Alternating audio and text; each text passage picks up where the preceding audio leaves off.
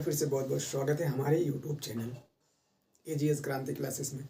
मेरे प्यारे साथियों, आज का वीडियो काफ़ी इंटरेस्टिंग होने वाला है और इस वीडियो में मैं आपको बताने वाला हूँ क्लास 10th के मोस्ट इम्पॉर्टेंट टॉपिक। इस टॉपिक का नाम है पाइथागोरस प्रमेय। किया है यहाँ पे दो फिगर के माध्यम से आपको समझाने का प्रयास किया है। हालांकि आपके फिगर में दिख रहा होगा ABC, एक हमने राइट एंगल ट्रायंगल को बनाया है। इधर राइट साइड में हमारे पास एक ट्रायंगल है जिसका अगेन हमने वही नाम रखा ABC।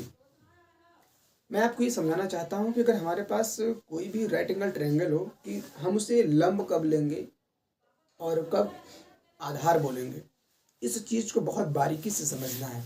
जब तक आप प्यारे साथियों इस बारीकी को नहीं समझेंगे तब तक आप एग्ज़ाम में क्वेश्चन को कर ही नहीं पाएंगे। क्योंकि अगर इस चीज़ को समझते हैं तो नो डाउट आप क्लास 10th में हैं और क्लास 10th में एक चैप्टर है ट्रिग्नोमेट्री, वहाँ के बहुत सारे क्वेश्चन आप इसी फार्मूले से आप उड़ा सकते हैं और कॉन्सेप्ट से। तो आइए समझते हैं। हमारे पास जब भी ऐसा क्वेश्चन आता है कि सिद्ध करना हो कि हमारे पास ये पाइथागोरस ट्रिपलेट बनाते हैं कि नहीं बनाते हैं, उसके लिए पाइथागोरस ने क्या किया, एक छोटा सा कॉन्सेप्ट दिया। उन्होंने बताया कि हमारे पास जो सबसे बड़ी भुजा होगी आप उसका वर्ग करिए। सबसे बड़ी भुजा का मतलब कर्ण।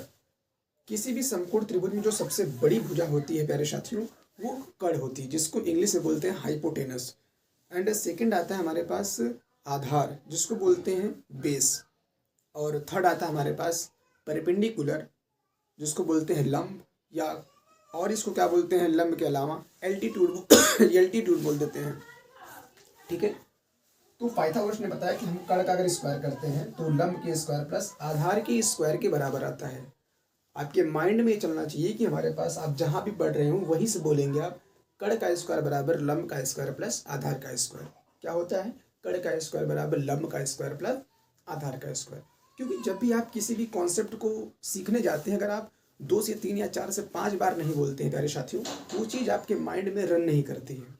जैसे अगर आपसे बोल दिया जाए कि आपको क से ज्ञान तक याद है क्या, तो आप कहेंगे यस। क्यों? क्योंकि आपने अपने जीवन में 50 बार आप क से ज्ञान तक लिखे होंगे और आपको ये चीज़ें याद हो गई होंगी। उसी प्रकार से मैथमेटिक्स कहता है कि हमारे पास जब तक आप प्रैक्टिस नहीं करेंगे इस क्वेश्चन का तब तक आपको आएगा नहीं।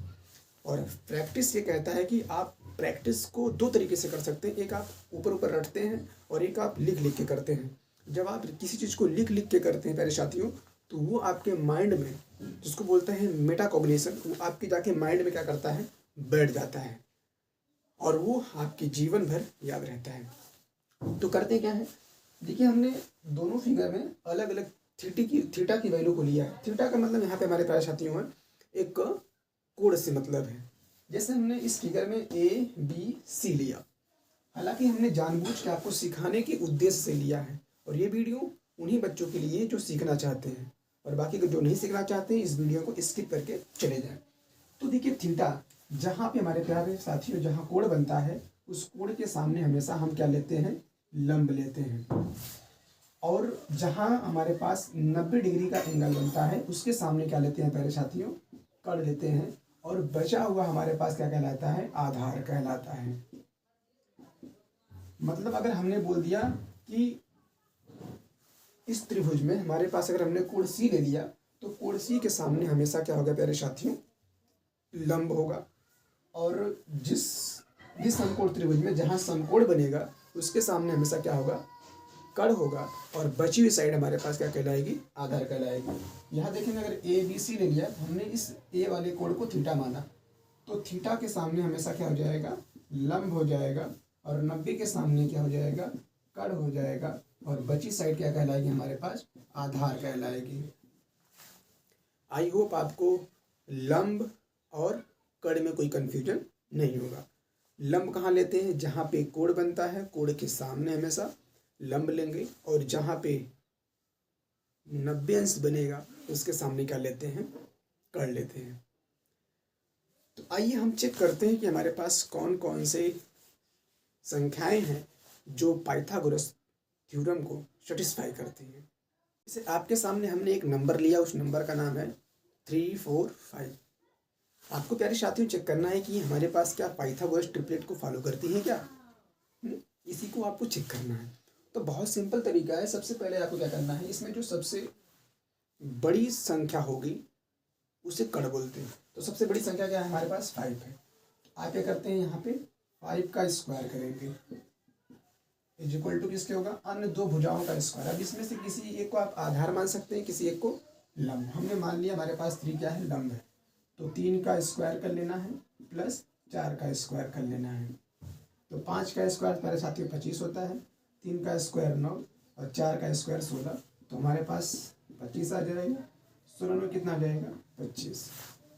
इसका मतलब हमारे पास ये जो 3, 4 और 5 है, यह एक पाइथागोरस थ्योरम को सेटिस्फाई करती हैं और ये एक हमारे पास समकोण त्रिभुज का फॉर्मेशन करेंगे।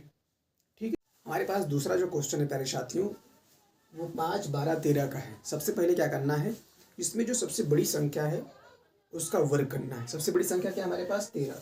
तो 13 का आप वर्ग करेंगे और अन्य दो भुजाओं का भी वर्ग करेंगे। 5 का स्क्वायर करेंगे और प्लस 12 का स्क्वायर करेंगे। तो 13 का स्क्वायर 169 होता है, 5 का स्क्वायर 25 होता है और 12 का स्क्वायर 144 होता है। तो 169 बराबर ये भी कितना आ जाएगा, 169। इसका मतलब ये हमारे पास 5, 12, 13 ये एक समकोण त्रिभुज बनाएगा। आइए हम एक ट्रिक के माध्यम से आपको बताते हैं कि इस पाइथागोरस प्रमेय की आवश्यकता ही नहीं पड़ेगी। ट्रिक हमारी बहुत सिंपल है। ट्रिक हमारी ये है कि अगर हमारे पास कोई 3 नंबर दिए हों A, B, C और हमें चेक करना हो कि ये क्या समकोण त्रिभुज बना रहे हैं कि नहीं बना रहे हैं, तो बहुत सिंपल तरीका है। किसी एक नंबर को आप, जो आपके पास ABC में जो नंबर सबसे छोटा होगा उस नंबर को आपको बाहर कर लेना है। सपोज करिए हमने क्या किया, A को सबसे छोटा नंबर माना, तो आपको A को बाहर कर लेना है, इज इक्वल टू लगाना है और स्क्वायर रूट किसका लेना है, समझना ध्यान से। बची हुई संख्याओं का B और C का एक बार जोड़ेंगे, एक बार घटाएंगे। और कैसे घटाना है, बड़े में से छोटे को। हमने मान लिया हमारे पास B बड़ा है तो हो जाएगा B माइनस C और B प्लस C। अगर इन दोनों की वैल्यू को सॉल्व करने पे A के बराबर आता है तो यह एक समकोण त्रिभुज बनाएगा। क्या करना है, अगर हमारे पास A is equal to root के अंदर B माइनस C और B प्लस C की जो वैल्यू है अगर A के इक्वल आता है तो ये एक समकोण त्रिभुज को बनाएगा। आइए हम लोग एग्जाम्पल के माध्यम से समझते हैं। सपोज करो हमारे पास प्यारे साथियों, अभी हमने आपको बताया 3, 4, 5 एक ट्रिपलेट होता है। तो उसी एग्जाम्पल को हम लोग ले लेते हैं यहाँ पे कि 3, 4, 5। तो 3 एक सबसे छोटी संख्या है, तो आपको इसको क्या करना है, बाहर रख देना है, अंडर रूट लगाना है किसका, इन दो बड़ी संख्याओं का। लेकिन कैसे करके, पहले आप इसको घटाना है फिर जोड़ना है। तो 5 में 4 घटाएंगे तो 5 माइनस 4, फिर यहाँ क्या करते हैं 5 प्लस 4। तो हमारे पास 3 इज इक्वल टू आ जाएगा रूट के अंदर 5 में से 4 घटाएंगे 1, 5, 4 कितना हो जाएगा 9, 9 1 का 9, 9 किसका स्क्वायर रूट प्यारे साथियों 3 का। तो इसका मतलब ये है कि हमारे पास 3, 4, 5 यह एक पाइथागोरस ट्रिपलेट को फॉलो करते हैं, मतलब हमारे पास समकोण त्रिभुज बनाते हैं। आइए दूसरे क्वेश्चन से थोड़ा सा समझते हैं कि क्या ये भी बनाता है कि नहीं बनाता है। जैसे हमने लिया था भी क्या, अब हम ये चेक करने वाले हैं कि क्या दूसरा भी क्वेश्चन इस पे सेटिस्फाई करता है क्या, चेक कर लेते हैं। बहुत सिंपल तरीका है कि सबसे जो छोटी संख्या कौन है 5, तो 5 को आपको बाहर रख देना है। बाहर रख दिया, स्क्वायर रूट लेना है किसका, इन दोनों संख्याओं में। लेकिन जो बड़ी संख्या होगी उसमें से घटाना है। 13 में से 12 घटाएंगे प्यारे साथियों 1, 13 में 12 जोड़ेंगे कितना मिल जाएगा 25। तो 5 बराबर 25 से का 25, 25 किसका स्क्वायर है 5 का। इसका मतलब ये एक समकोण त्रिभुज बनाएगा। अब हम ये देखना चाहते हैं कि क्या 8, 16, 12 ये एक समकोण त्रिभुज बनाएगा कि नहीं बनाएगा। सबसे पहले जो इसमें सबसे छोटी संख्या आप उसको बाहर करेंगे। छोटी संख्या कौन है 8, 8 को हमने बाहर कर लिया, बराबर करेंगे। पहले इन दोनों को घटाते हैं फिर जोड़ते हैं। तो 12 में से 16 घटेगा नहीं, तो हम लोग क्या करेंगे 16 में से 12 घटा देंगे। 16 में से जब 12 घटाएंगे तो 4 मिलेगा। 16 में जब आप 12 जोड़ेंगे कितना मिल जाएगा हमारे पास 28। हालांकि 8 इज इक्वल टू हमारे पास मिल जाएगा 4 गुणे, इसको ले सकते हैं 4 7 28। जिसका एक 4 बाहर निकल जाएगा और रूट के अंदर क्या मिल जाएगा 7। ये एक दूसरे के बराबर नहीं है, इसका मतलब यह एक समकोण त्रिभुज नहीं बनाएगा। तो इस तरीके से हमारे पास जितने भी क्वेश्चन है आप सभी क्वेश्चन को सेकंडों में हल कर सकते हैं, इसकी कोई आवश्यकता नहीं है। तो कैसा लगा आज का वीडियो कमेंट में बताना ना भूलें। मिलते हैं नेक्स्ट वीडियो में नए टॉपिक के साथ, तब तक अपना ख्याल रखिए। जय हिंद।